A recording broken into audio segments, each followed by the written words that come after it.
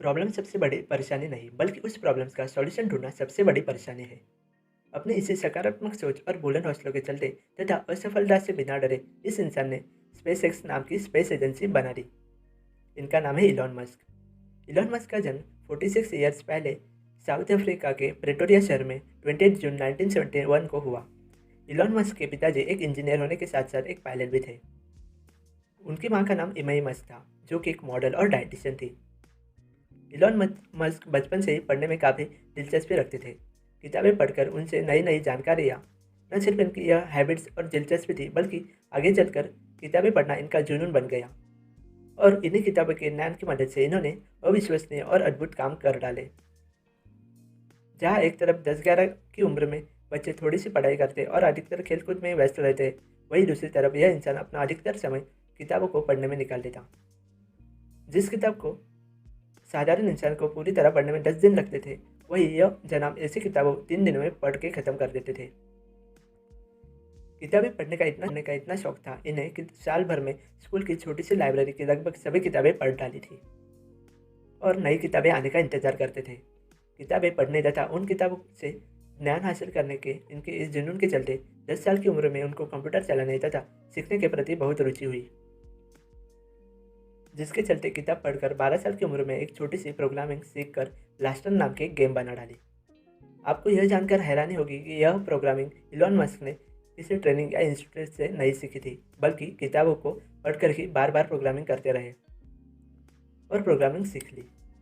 इस गेम को उन्होंने टीसीएस टेक्नोलॉजी नाम की एक ऑनलाइन कंपनी को $500 में बेच डाली। यही यही से इलॉन मस्क की प्रतिभा साफ साफ झलकने लगी थी।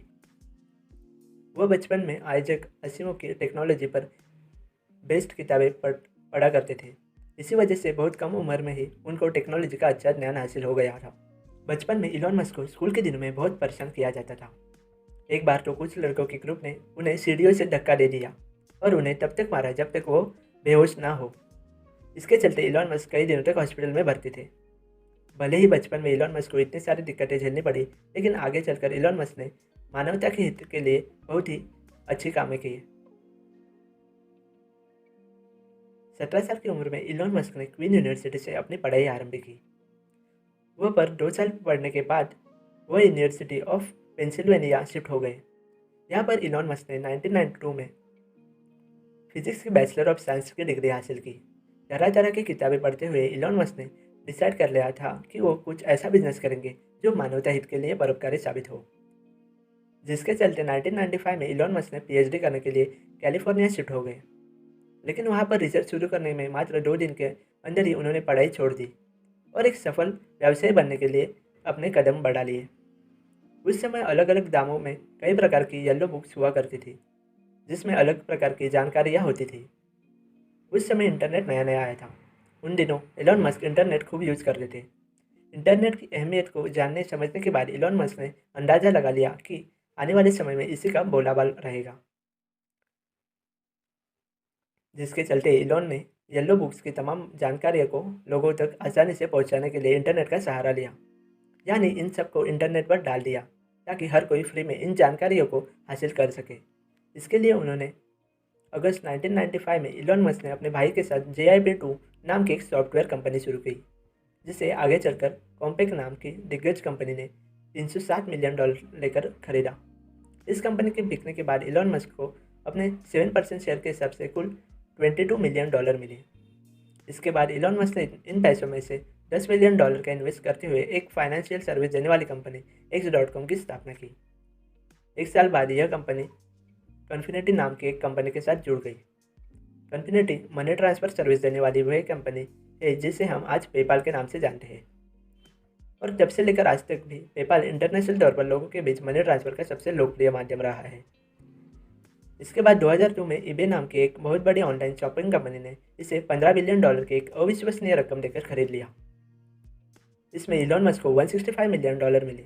इलॉन मस्क पेपाल में सबसे बड़े शेयर होल्डर थे। मानवता हित के लिए एक विजनरी सोच रखने वाला इलॉन मस्क धरती पर बढ़ते पॉल्यूशन और गर्मी की वजह से वो समझ गए थे कि मानव भविष्य खतरे में है। जिस हिसाब से दुनिया भर में पॉपुलेशन तेज़ी से बढ़ रही है, उसी हिसाब से धरती पर सीमित संसाधन तेज़ी से खत्म भी हो रहे हैं। साथ साथ बेरोजगार भी आने वाली है। इस सोच के चलते उन्होंने ठान लिया कि मैं मंगल पर मानव सभ्यता की शुरुआत करूंगा। ग्रीन हाउस इफेक्ट के जरिए मंगल ग्रह पर खेती करना तथा मानव सभ्यता का विकास करना जैसे अपनी अति महत्वाकांक्षी योजनाओं को रियलिटी में बदलने के लिए एक छोटा सा एक्सपेरिमेंट करना चाहते थे। इस तरह मंगल तक लोगों को ले जाने के लिए वह 2001 से ही इस पर काम कर रहे थे। इसके लिए धरती से मंगल तक अनुमानित पेलोड ले जाने के लिए लाइट रिफब्लिश इंडियन कॉन्टिनेंटल बैलिस्टिक मिसाइल्स की ज़रूरत थी, जिसे खरीदने के लिए वे मॉस्को पहुंच गए। वहाँ एक रॉकेट बनाने वाली कंपनी के पास गए। वहाँ पर इनको एक मिसाइल रॉकेट का दाम $8 मिलियन बताया गया। बहुत बार्गेनिंग के बाद भी रेट कम नहीं किया। एलन मस्क वहाँ से निराश होकर वापस आ गए, क्योंकि यह रेट तो उनकी बजट से बहुत अधिक था। मिसाइलों का रेट इनके अंदाज से बहुत अधिक निकला, लेकिन निराश होने के बावजूद भी उन्होंने हार नहीं मानी। वे कई दिनों तक बहुत सी ऐसी कंपनी के पास गए जहाँ रॉकेट के अलग अलग पार्ट्स बनाते जाते हैं और असेंबल किए जाते हैं। वहाँ एलन ने हर रॉकेट से जुड़े हर रेट और खर्चे की जानकारी इकट्ठा की। कुछ दिनों की तमाम जानकारियों के बाद जब कैलकुलेशन किया गया तो पूरे रॉकेट के बनने की लागत उस लागत से बहुत कम थी। इन सब के बाद उन्होंने तय कर लिया कि क्यों ना अफोर्डेबल रॉकेट बनाया जाए। बस फिर क्या था, इसके लिए जनाब ने खुद ही किताबों और इंटरनेट की मदद से खूब सारी जानकारी जुटाई। अच्छे से सारे रॉकेट साइंस को समझकर एक टीम बनाई और एक स्पेसएक्स नाम की कंपनी तैयार कर दी, जिसमें उनका उद्देश्य रॉकेट टेक्नोलॉजी को उपयोग में लाते हुए स्पेस लॉन्च व्हीकल बनाना था। इलॉन मस्क ने $165 मिलियन में से $100 मिलियन स्पेसएक्स कंपनी की शुरुआत की। इसके बाद इलॉन मस्क ने भविष्य को लेकर एक ऐसा सपना देखा जिसमें उन्होंने कहा कि हम 2030 तक वह इंसानों को मंगल पर बसाने की पूरी कोशिश करेंगे। इसके बाद इसी सोच से 2003 में इलॉन मस्क ने 2 लोगों के साथ मिलकर टेस्ला नाम की कंपनी शुरुआत की। टेस्ला कंपनी में इन्वेस्टमेंट करने का मेन मकसद यह भी लो कॉस्ट पर इलेक्ट्रिक कार बनाना था। टेस्ला कंपनी की इलेक्ट्रिक कार की खासियत से पूरी दुनिया वाकिफ़ है। स्पेसएक्स 2006 में अपना पहला रॉकेट लॉन्च किया। लॉन्च के 41 सेकंड बाद वो रॉकेट ब्लास्ट हो गया। इसके बाद फिर से खूब पैसा इन्वेस्ट करके दूसरा रॉकेट बनाया और लॉन्च किया। इस बार रॉकेट अंतरिक्ष तक गया लेकिन ऑर्बिट तक नहीं जा पाया। इसके बाद फिर तीसरा रॉकेट, वो भी सफल नहीं हुआ। एक तो रॉकेट के लगातार फेलियर, ऊपर से इतने रॉकेट्स बनाने तथ्य लॉन्च करने में इतना पैसा खर्च चुके थे कि स्पेसएक्स कंपनी अब दिवालिया होने लगी। इधर पैसे की शॉर्टेज के चलते टेस्ला कंपनी ने लगातार फंडिंग नहीं हो पा रही थी, जिसके चलते अपने अगले इलेक्ट्रिकल व्हीकल्स पर काम कर रही थी टेस्ला कंपनी भी ठप हो गई। इतने सारे टेंशन के बाद अगर कोई नॉर्मल इंसान होता तो कब का हार मान जाता और कहीं जाकर मर गया होता, लेकिन यह इंसान न जाने किस मिट्टी का बना था। इस इंसान ने अब भी हार नहीं मानी। हाँ, निराश बहुत हुआ, लेकिन इतना कुछ खो देने के बाद भी हौसले बुलंद थे।